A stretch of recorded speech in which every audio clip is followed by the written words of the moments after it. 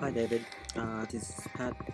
Just doing a quick video to show you some of the steps that you need to follow for the Google Places setup. Some of these are covered in the PDF that I originally sent you when we first started emailing, but it's not up to date because back then it was called the Local Business Center. So it's just recently been changed to Google Places. So if you head on to Google and just type in Google Places, it'll be the first result that comes up,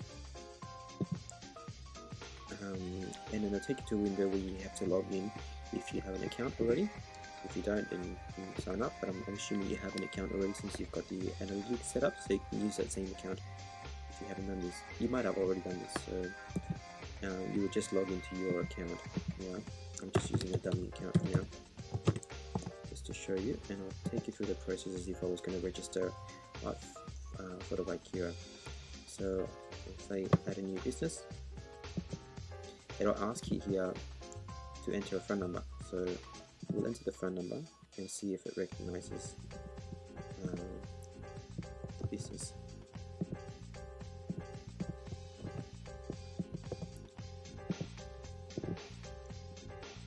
We didn't find it, so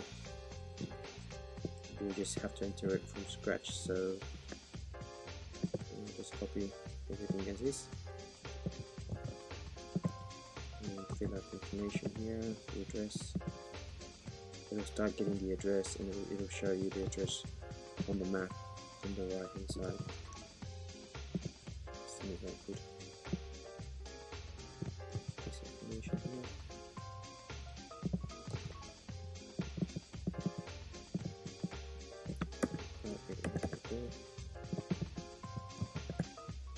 state and the postcode. And I'll just put same email address and we'll put the website. So it's already found your street there. And the description, we would probably use the same description that I've entered in the meta tags, because I think that'll be the best bet. So write that information, put it in there. And categories, this is one of the bits that I think would be good to fill out with so you fill out, pick out this wedding photographer that automatically pulls out, but then you have the option to add new categories. So I would actually include this as a category. This is the keyword that we're targeting.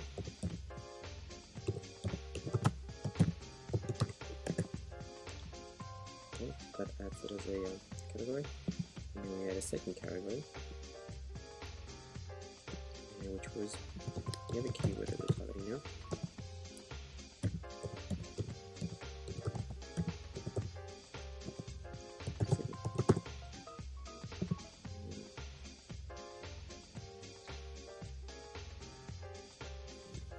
We can add more categories as we go along. I would add a couple more. We can even double up a little bit.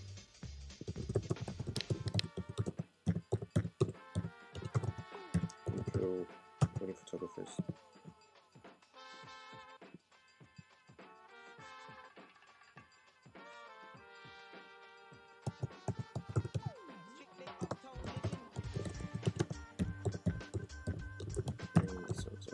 You can add up to, I think, about 5 on top of the one category. Then we check, does this business, it'll ask you, does this business provide services such as delivery, home repair, something else? And we just say no, because it's not a delivery kind of service. Then you can fill out the hours of operation. You can leave it as this, which would be like 9 to 5. You can say if you're open on Saturday, you'd be quite specific as well with the times. And then you can set up all the payment options. You just tick whatever things you will accept, especially if you're dealing with MasterCard, Visa, PayPal. These days a lot of people accept PayPal. And this is a cool bit, you can add a lot of photos and whatnot, so it's as easy as just browsing your drive, including the picture from your hard drive. This is great because you get to show some of the images direct from on this page. So it's kind of like, you know, advertising a little bit more on our separate page. They won't show up until I refresh it. You can also add video. So, you know, if you have some video inclusive, for example, we just go to YouTube and just pick on a video. Just pick whatever, this one. You just grab the address. And go back here and double it, and it'll basically show up the video in your page as well. So if you had some videos that you've been creating, you can add that. This other section is additional details. So you could say wedding, for example, I would add wedding packages, and then you just put yes. Alongside photography, and also wedding.